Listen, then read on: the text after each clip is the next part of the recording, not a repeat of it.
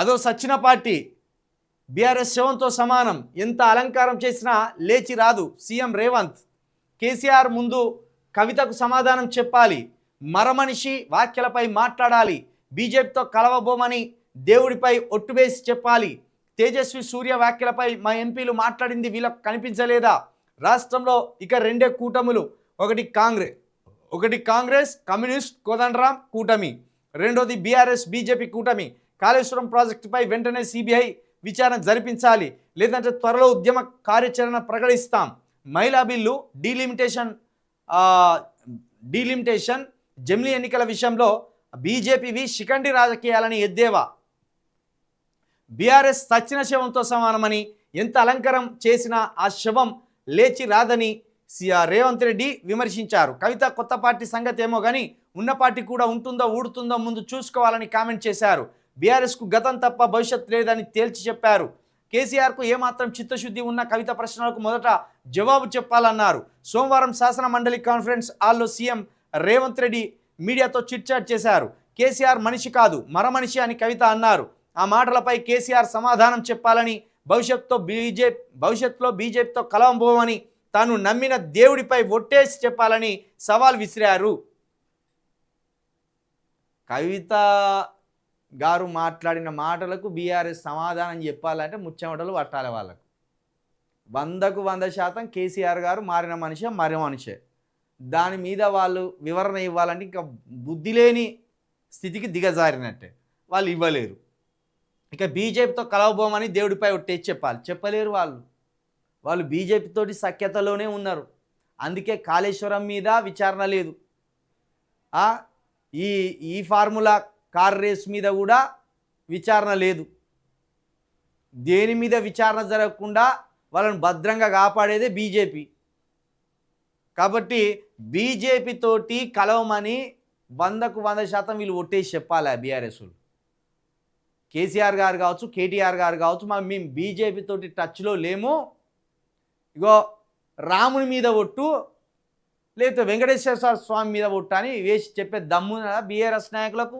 వీళ్ళు 100% బీజేపీతోటే కలిసి ఉన్నారు. ఇక తేజస్వి సూర్య వ్యాఖ్యలపై మా ఎంపీలు మాట్లాడింది వీళ్ళకి కనిపించలే అంటే వాళ్ళకి కనిపించేది.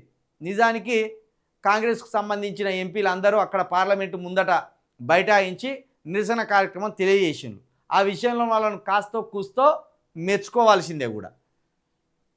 ఇక రాష్ట్రంలోనే రెండే కూటములని కాంగ్రెసు, కోదండరాం రెడ్డి గారు, అదేవిధంగా కమ్యూనిస్ట్ పార్టీలు, ఈ మూడు కలిసి ఒక జట్టు, బీఆర్ఎస్ బీజేపీ కలిసి ఒక జట్టు అనేది మన రేవంత్ రెడ్డి గారి వాదన. కాళేశ్వరం ప్రాజెక్టుపై వాళ్ళు జరిపేటట్లేరు, వాళ్ళు జరపరు కూడా.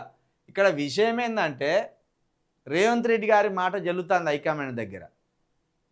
రేవంత్ రెడ్డి గారికి హైకమాండ్ దగ్గర వేటు పెరిగింది. ఇప్పుడు ఆ హైకమాండ్ దగ్గర పెరిగిన వేటుతోటి తెలంగాణలో మొత్తం ఎక్కడికక్కడ అందరినీ సైలెంట్ చేసి పారేసిండు. బీసీ ఉద్యమాన్ని అణచిపారేసిండు. బీసీ ఉద్యమం ఏది తెలంగాణలో నీరుగారిపోయింది. ఏబిసిడి వర్గీకరణ సంబంధించి మాదిగలు 1,00,000 డప్పుల ప్రోగ్రాం పెట్టుకోగానే ఓ వర్గాన్ని అందులోకి వెళ్ళి చీల్చి ఇగో మీకు 9% ఇచ్చేస్తామని చెప్పిండు. సరే 9, 11 అనుకున్న దాన్ని 9 కాడికి వచ్చింది.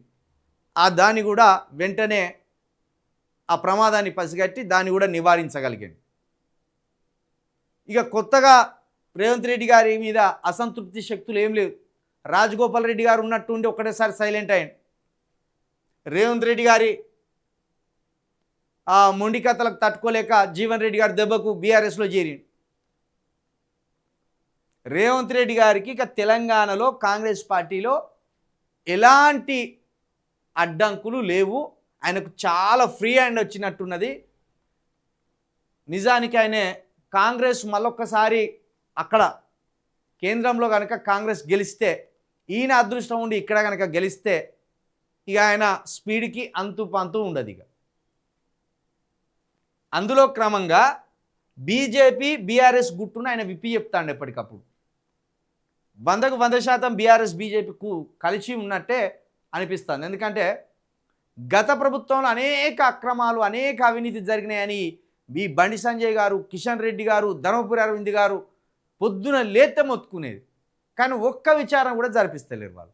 ఆఖరికి రేవంత్ రెడ్డి గారు గవర్నర్ గారి ఆఫీస్కి పోయి కూడా లెటర్ పెట్టి వచ్చిండు. అక్కడి నుండి కూడా వాళ్ళకు పురోగతి లేదు. కాబట్టి ఈ రెండు పార్టీలు కలిసి ఉన్నట్టే ఉన్నాయి. ఎందుకు కలిసి ఉన్నాయని కూడా చెప్తాయి.